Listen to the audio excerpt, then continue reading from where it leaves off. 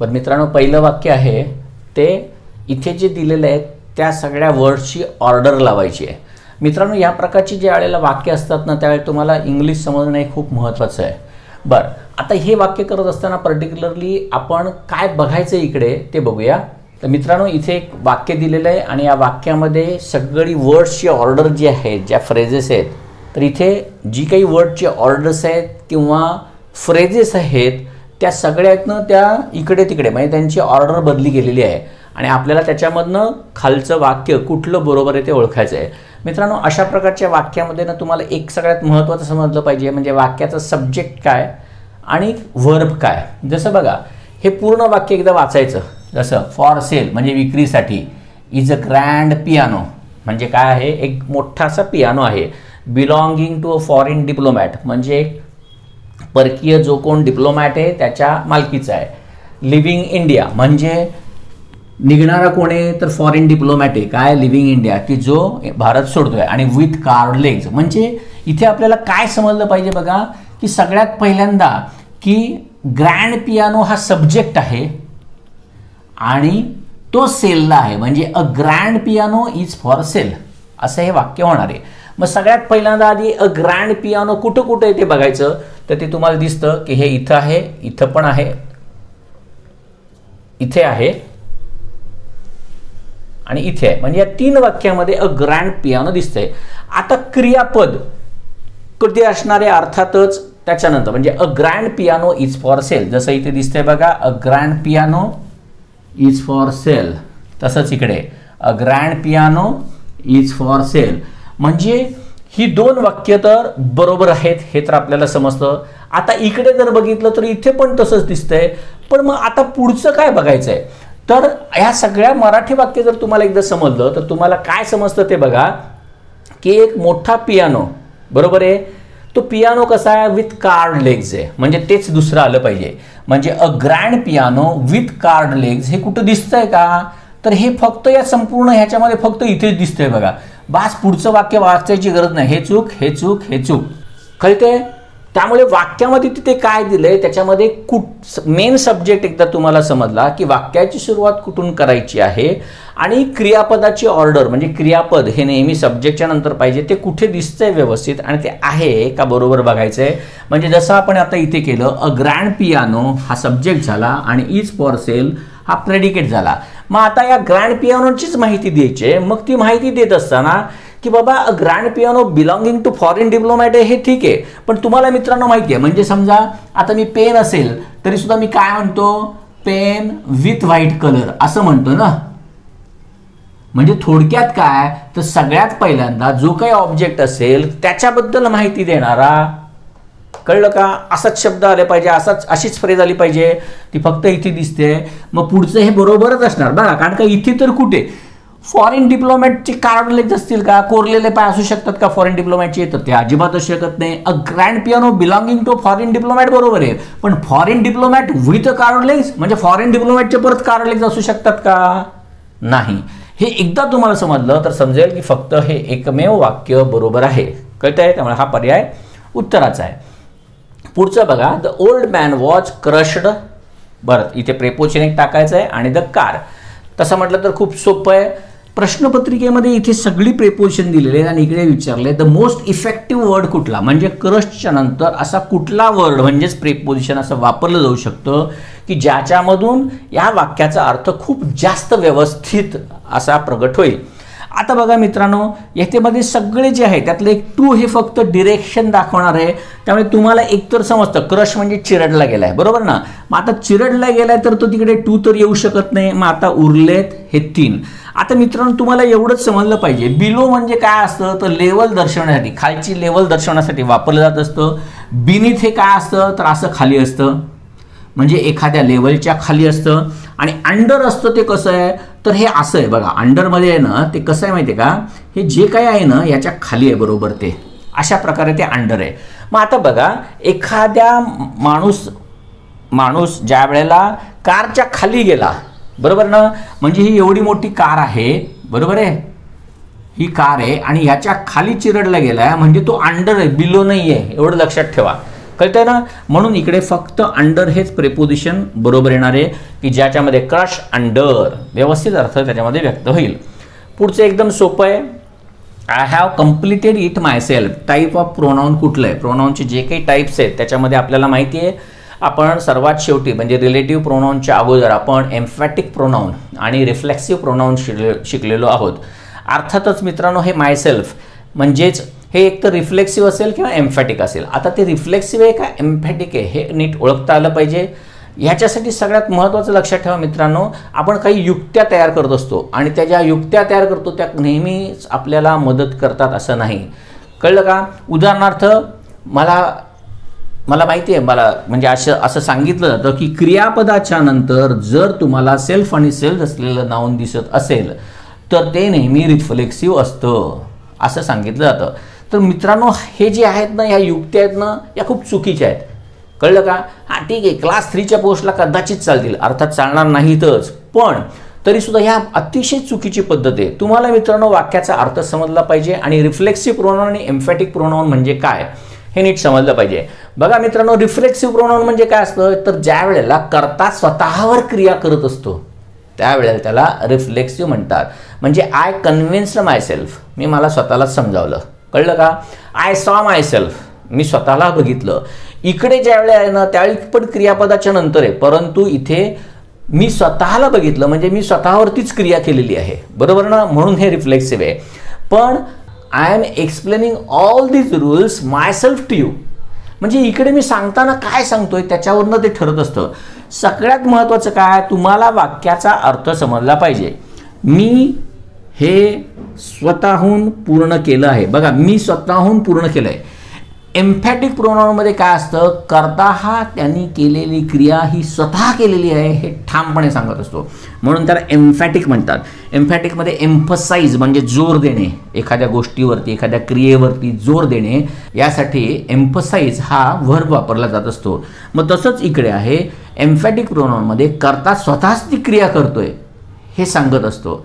आणि हे ज्यावेळी सांगत असतो त्यावेळेला हे जे एम्फॅटिक प्रोनाऊन आहे ते इथे पण येऊ शकतं आणि इथे पण येऊ शकतं. म्हणजे एम्फॅटिक प्रोनाऊन कुठे येईल ह्याचा नियम नाही, ते कुठेही येऊ शकतं.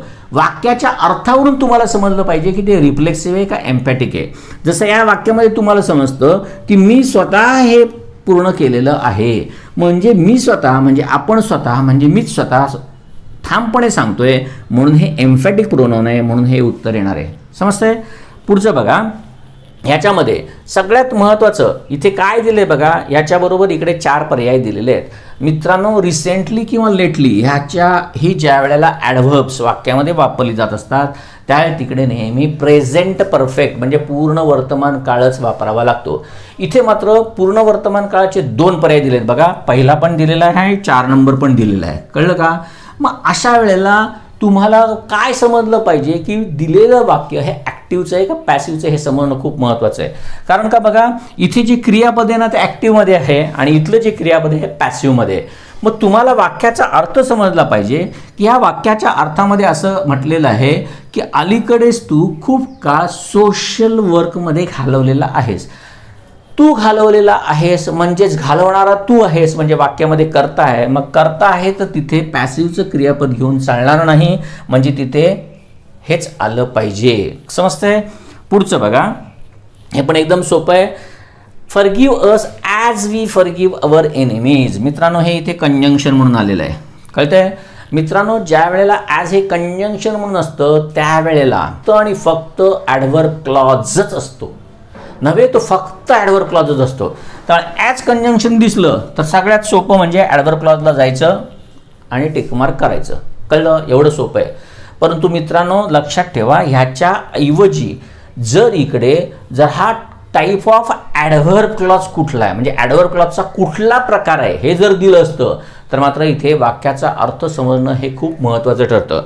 उदाहरणार्थ याच वाक्याच्या बाबतीत समजा उद्या पेपर सेटरने हाच प्रश्न बदलला आणि पर्याय जर वेगळे दिले, म्हणजे प्रश्न हाच ठेवला, फक्त इथे काय दिलं, समजा टाईप ऑफ क्लॉजच्या ऐवजी टाईप ऑफ ॲडव्हर्ब क्लॉज म्हणजे कुठला ॲडव्हर्ब क्लॉज आहे हे जर दिलं असतं आणि जर खाली मग तो काय देईल ना ते बघा, ते पर्याय काय असतील तर ते पर्याय असे असतील. बघा आता ते पर्याय काय आहेत ते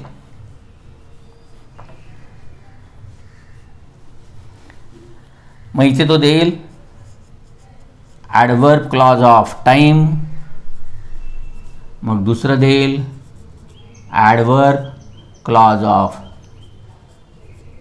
रिझन, तिसरं देईल ॲडव्हर्ब क्लॉज ऑफ डिग्री आणि पुढे देईल ॲडव्हर्ब क्लॉज ऑफ मॅनर. मित्रांनो बघा, मी आत्ताच तुम्हाला काय सांगितलं की ॲज हे कंजंक्शन म्हणून जर दिसत असेल तर तो नेहमी ॲडव्हर्ब क्लॉजच असतो, दुसरा कुठला क्लॉज असूच शकत नाही. ठीक आहे, इथपर्यंत ठीक आहे. आता बघा, ॲज हे कंजंक्शन म्हणून ॲडव्हर्बच्या 4 क्लॉजमध्ये वापरलं जात असतं आणि ते 4 क्लॉज हे आहेत. टाईममध्ये ज्या वेळेला ॲज वापरतात त्यावेळी त्याचा अर्थ व्हेनसारखा असतो, म्हणजे जेव्हा, कळलं, तसा असतो. ॲडव्हर्ब क्लॉज ऑफ रिझनमध्ये ज्यावेळी तो वापरला जाईल त्यावेळी त्याचा अर्थ बिकॉज सारखा असतो, कारण म्हणून असतो. ॲडव्हर्ब क्लॉज ऑफ डिग्रीमध्ये वापरला जाईल त्यावेळी त्याचा अर्थ जसा तसा, जसं आपण वापरतो बघा, he is as clever as I, ते जे आहे तिथे असतो. आणि ॲडव्हर्ब क्लॉज ऑफ मॅनर याच्यामध्ये अर्थ जसा एवढाच फक्त असतो. आणि तो जसा ज्या वेळेला असतो त्यावेळेला एखादी क्रिया कुठल्या पद्धतीने होते, कुठल्या मॅनरने होते हे तिथे सांगितलं जात असतं.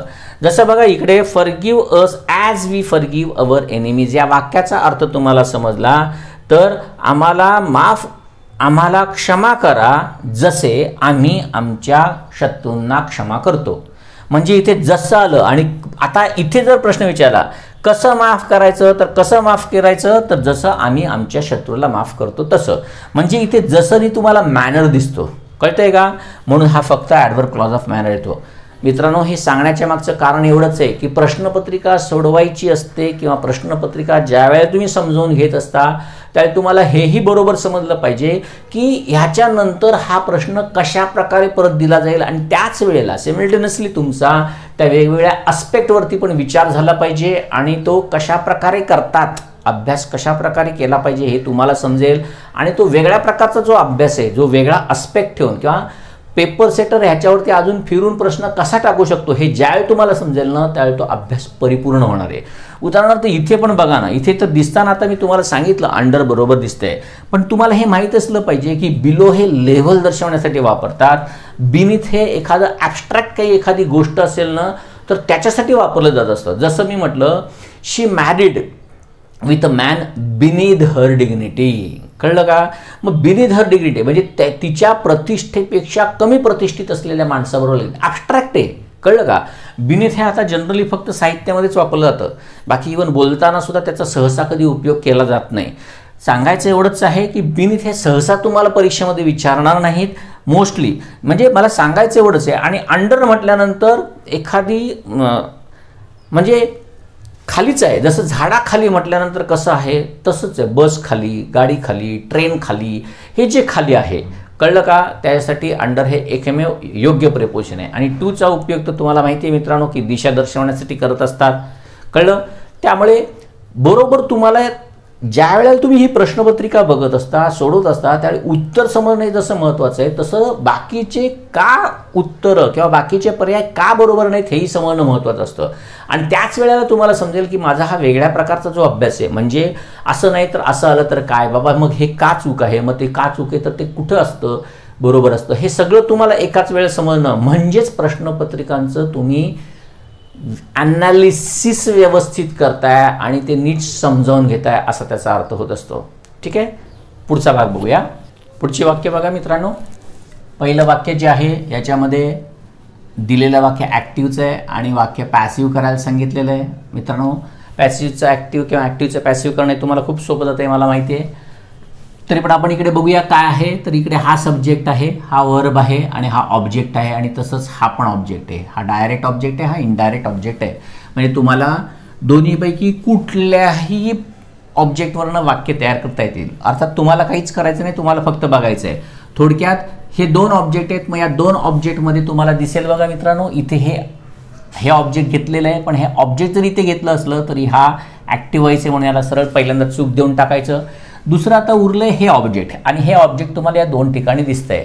आता हे दोन ठिकाणी दिसल्यानंतर इकडे काय माहिती आहे तुम्हाला, सिंपल पास्ट माहिती आहे. म्हणजे रिफ्युज्ड हे वर्ब ज्यावेळी तुम्हाला पॅसिव्ह करायचं असेल त्यावेळी तुम्हाला ते वॉज रिफ्युज्ड करावं लागेल, हे तर निश्चित.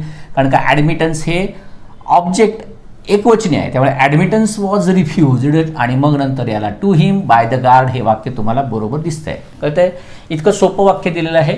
पुढचा पर्याय फक्त हा जो दिला आहे हा मुद्दाम कन्फ्यूज करायला तुम्हाला दिलेला आहे. म्हणजे आजकालच्या प्रश्नपत्रिकेमध्ये पर्याय देण्याचा जो काही एक पॅटर्न ठरलेला आहे त्याच्यामुळे फक्त हे दिलेलं आहे. पण बाकी तुम्हाला व्यवस्थित उत्तर जर माहीत असेल तर अर्थातच काहीच तुम्ही याच्यामध्ये कन्फ्यूज होऊ शकत नाही. पुढचं वाक्य बघा, याच्यामध्ये असं दिलेलं आहे की हे वाक्य आहे ना ते इंट्रोगेटिव्ह सेंटेन्समध्ये चेंज करायचं आहे. दिलेलं वाक्य हे ॲसर्टिव्ह सेंटेन्स आहे, विधानात्मक वाक्य आहे, तर तुम्हाला समजतं. दुसरं तुम्हाला काय समजतं याच्यामध्ये की इकडे हा सिंपल प्रेझेंट आहे, बरोबर आहे ना. मग सिंपल प्रेझेंटचं वाक्य ज्यावेळी तुम्हाला इंट्रोगेटिव्ह करायचं असेल त्यावेळेला करता इकडे तृतीय पुरुषी एकवचनी थर्ड पर्सन सिंग्युलर असल्यामुळे तुम्हाला डज घ्यावा लागेल एवढं समजतंय. बस तेवढं फक्त बघा कुठं कुठं आहे, इथं आहे का, नाही आहे, इथं पण नाही आहे, फक्त इथं दिसतंय डज, इथे पण नाही दिसत आहे. थोडक्यात दुसरं काही करायची गरजच नाही, सरळ तुम्ही याला टिक करू शकता. म्हणजे एवढं सोपं आहे हे. पुढचं बघा, चेंज द डिग्रीमधलं दिलेलं आहे, अतिशय सोपं आहे हे पण वाक्य. Honey is sweeter than cane sugar, म्हणजे मध हा उसापेक्षा सुद्धा गोड असतो, बरोबर आहे मित्रांनो. ज्या अर्थी इथे फक्त तुलना ही दोन वस्तूंमधली दिली आहे त्या अर्थी याची सुपरलेटिव्ह डिग्री होऊच शकत नाही. तर याची सुपरलेटिव्ह डिग्री तर होणार नाही आहे, कारण का तर इथे फक्त दोनच वस्तूंची तुलना चाललेली आहे आणि इथे सुपरलेटिव्ह डिग्री दिलेली पण नाही आहे. आता फक्त आपल्याला बघायचं काय ते नीट लक्षात ठेवा. काय करायचं असतं, ज्या वेळेला कुठलीही कंपॅरेटिव्ह डिग्री ही पॉझिटिव्ह डिग्री करायची असते त्यावेळी फक्त तुमचं यानी वाक्याचे म्हणजे हे इकडे गेलं पाहिजे आणि हे शेवटी गेलं पाहिजे. आणि साधं साधं सरळ सरळ जर तुम्हाला मराठी समजत असेल तर बघा की मध हे केन शुगरपेक्षा सुद्धा अधिक गोड असतं. म्हणजेच केन शुगर ही मधा एवढी गोड नसते. म्हणजे नेगेटिव्ह करायला लागेल हे तर निश्चित आहे, बरोबर आहे. मग आता ते जर नेगेटिव्ह करायचं असेल बघा, honey is sweeter than cane sugar म्हणजे मध हा ऊसापेक्षा अधिक गोड असतो. आणि इथे आपल्याला काय करायचं आहे, मध हा ऊसापेक्षा अधिक गोड असतो म्हणजेच ऊस हा मधा एवढा गोड नसतो. मग मधा एवढा गोड नसतो ऊस हा, म्हणजे केन शुगरनी चालू होणारं वाक्य एक हे आहे आणि दुसरं हे आहे, बरोबर आहे. या दोन पर्यायामध्येच आपल्याला बघणार आहे. आणि नसतो म्हणजे निगेटिव्ह वाक्य आहे, म्हणजे फक्त हे एकमेव वाक्यच बरोबर येणार आहे. कारण का इथे बघा काय आहे, cane sugar is as sweet as honey, म्हणजे इथे काय म्हटलंय तर ऊस हा मधा एवढाच गोड असतो. इथे असं म्हटलेलंच नाही आहे, उलट मध हा अधिक गोड असतो. म्हणून इकडे cane sugar is not as sweet as honey. मित्रांनो हे तर ठीक आहे, सोपं वाक्य दिलं होतं. आपल्याला परीक्षेमध्ये जनरली 1 मार्काला, अगदी फारच काही प्रश्नपत्रिकांमध्ये 2 मार्काला सुद्धा हे चेंज द डिग्री हे येत असतात. मित्रांनो, द मास्टर की टू इंग्लिश ग्रामर या माझ्या पुस्तकामध्ये मी ॲडजेक्टिव्हच्या प्रकरणामध्ये एक टेबल दिलेलं आहे. त्या टेबलमध्ये काय असलं की त्याचं कंपॅरेटिव्हमध्ये काय होतं आणि सुपरलेटिव्हमध्ये काय होतं हे दिलेलं आहे. तर मित्रांनो ह्याचा जरूर अभ्यास करून ठेवा. एक उदाहरण म्हणून तुम्हाला सांगतो बघा, जर समजा एखाद्या वाक्याची सुरुवात जर नो अदरनी होत असेल म्हणजे पॉझिटिव्ह डिग्रीमध्ये, बरोबर आहे, नो अदरनी जर पॉझिटिव्हची सुरुवात होत असेल तर त्याच्या कंपॅरेटिव्हमध्ये नेहमी तुम्हाला दॅन एनी अदर असं मिळालंच पाहिजे, नसेल तर ते वाक्य चूक आहे. आणि सुपरलेटिव्ह डिग्रीमध्ये मात्र तुम्हाला दच्या नंतर सुपरलेटिव्ह डिग्री असते, कळलं. आणि ह्याच्यानंतर मग इथे कधी ऑफ किंवा अमंग ह्या दोनपैकी कुठलं तरी एखादं प्रेपोजिशन घेतलं जातं आणि इकडे पुढे ऑल किंवा कोणतंही एखादं अनेक वचन दिलेलं असतं. तर एवढं फक्त एकदा तुम्हाला नीट समजलं म्हणजे हे एवढं फक्त टेबलच पाठ करायचं. तर मित्रांनो अशी टेबल मी त्या पुस्तकामध्ये 3 टेबल दिले, ती नीट पाठ करा. बाकी चेंज द डिग्रीचा तुम्हाला कोणताही अभ्यास करायची गरज पडणार नाही. पुढचं वाक्य बघा, याच्यामध्ये काय दिलंय बघा, अनलेसचा उपयोग करायचा आहे. सगळ्यात सोपं वाक्य आहे आणि बहुतेक प्रत्येक प्रश्नपत्रिकेमध्ये एखादं वाक्य मुद्दामून अनलेसचं दिलेलं असतं. त्यामुळे अनलेसमध्ये सहज मार्क पडत असतात. ही प्रश्नपत्रिका मी जे म्हणतोय तुम्हाला की इतकी सोपी आहे, 40च्या वरती मार्क्स सहज मिळाले पाहिजे, त्याचं कारणच आहे 32 मार्काच्या ग्रामरमध्ये फक्त 2च थोडेसे कन्फ्यूज करणार म्हणजे डिफिकल्टी लेवल जास्त असलेले प्रश्न आहेत, बाकी 30च्या 30 सोपे आहेत. त्यामुळे इथे 30 मार्क ग्रामरचे तर पक्के आहेत आणि उरलेले 10 मार्क तुम्ही व्होकॅब्युलरीमध्ये सहज काढू शकता. एवढी सोपी होती प्रश्नपत्रिका. बरं, पुढचं हे बघा, याच्यामध्ये आपल्याला समजतंय बघा की अनलेस यूज करायचं आहे, म्हणजे इथे इफ आहे आणि इथे नॉट आहे, म्हणजे तुम्हाला ह्याच्याऐवजी फक्त अनलेस वापरायचं आहे. मग ते असं लिहून ठेवायचं आहे, ते unless the weather is fine. मग एवढी फक्त unless the weather is fine एवढं फक्त कुठे आहे का बघायचं. मग बघा बरं, unless the weather is fine आहे का, नाही, चूक. चला इकडे unless the weather is not fine आहे, म्हणजेच परत चूक. का अनलेसमध्ये कधीही नॉट नसतं. पुढे unless the weather is fine, इथे हे बरोबर दिसतंय, आणि unless the weather is not fine इथे हे चूक दिसतंय. कळलं? एवढ्या सोप्या प्रकारे अनलेसचं कोणतंही वाक्य तुम्हाला सहज ओळखता येतं आणि याच्यामध्ये सहज मार्क पडू शकतात. कळतंय? अजून पुढे 2 प्रश्न आहेत जे ग्रामरवरचे आहेत. ते झाल्यानंतर याच प्रश्नपत्रिकेमध्ये व्होकॅब्युलरीवरती काय विचारले तेही आपण बघूया. पुढचे काही ग्रामरवरचे प्रश्न आहेत ते बघूया आणि त्याच्यानंतर व्होकॅब्युलरी त्याच प्रश्नपत्रिकेमध्ये चालू करूया. इथेही तुम्हाला दिसेल की व्होकॅब्युलरी सुद्धा खूप सोपी टाकलेली आहे. आता ते आपण बघणार आहोत सगळं. पहिला प्रश्न बघा इकडे, तर त्याच्यामध्ये दिलंय काय, अनलेसचं वाक्य दिलंय आणि यूज इफ, म्हणजे इफचा उपयोग करून ते वाक्य परत लिहायला सांगितलंय. मगाशी आपण बघितलं की इफ नॉटचं अनलेसमध्ये, इकडे काय फक्त अनलेसचं इफमध्ये कन्वर्ट करायचं आहे. म्हणजे तुम्हाला इकडे हे समजतंय की ह्याच्याऐवजी इथे इफ येणार आहे आणि हा सिम्पल प्रेझेंट असल्यामुळे इकडे डू नॉट येणार आहे. कळलं का? एवढं एकदा बघायचं की अनलेस म्हणजेच इफ नॉट. मग इथे हे वाक्य सिम्पल प्रेझेंटचं आहे, कारण का इकडे सिम्पल फ्युचर आहे, त्यामुळे इकडे करत असताना इथे डोंट आलं पाहिजे. त्यामुळे इफ यू डोंट रीड हे वाक्य आलं पाहिजे. ते कुठे आहे ते बघायचं. इफ यू डोंट रीड बघा फक्त इथे दिसतंय, त्यामुळे फक्त हे वाक्य बरोबर आहे. इकडे पास्ट आहे म्हणून चूक आहे, इकडे सहाय्यकारी क्रियापद वापरलं नाही म्हणून चूक आहे. इतकं सोपं आहे हे. पुढचं बघा, हे पण वाक्य असंच आहे. याच्यामध्ये काय दिले, 4 पर्याय दिले. त्याच्यामध्ये डू या क्रियापदाचे रूप दिलेली आहेत आणि तुम्हाला इथे कोणतं रूप वापरायचं ओळखायचं आहे. हा पण खूप सोपा आहे. बघा, मी आज्ञा करतोय समोरच्याला की अरे मला डिस्टर्ब करू नकोस, म्हणजेच काय, मी माझा काहीतरी काम करतोय म्हणून तुम्हाला डिस्टर्ब करू नकोस ना. म्हणजे इथे कंटिन्युअस प्रेझेंट पाहिजे. एवढं फक्त समजलं की तुम्हाला लगेच समजतं की उत्तर हे आहे. बरोबर आहे? तर अशा प्रकारे ही 32 मार्काची जी काही ग्रामरवरची प्रश्न होती ती आपण समजावून घेतली. मित्रांनो, ग्रामर किती सोपं असतं हे तुम्हाला समजतं. राज्यसेवेमध्ये तरी विशेषतः 50 पैकी 25 मार्काला ग्रामर असतं हे लक्षात ठेवा. काही परीक्षेमध्ये 29 मार्काला सुद्धा आलेलं आहे, 2019 मध्ये आलेलं आहे. तर अशा प्रकारे जर तुम्ही ग्रामरचा अभ्यास केलात ना व्यवस्थित, तर तुम्हाला 25 पैकी कमीत कमी 23-24 तरी मार्क्स पडतील हे निश्चित. हे लक्षात ठेवा आणि मग व्होकॅब्युलरीकडे जा. इव्हन प्रश्नपत्रिका सोडवताना सुद्धा मी नंतर समजावून देणार आहे, त्यासाठी एक खास लेक्चर देणार आहे. प्रश्नपत्रिका सोडवताना सुद्धा नेमकं काय करायचं असतं हेही तुम्हाला सांगणार आहे.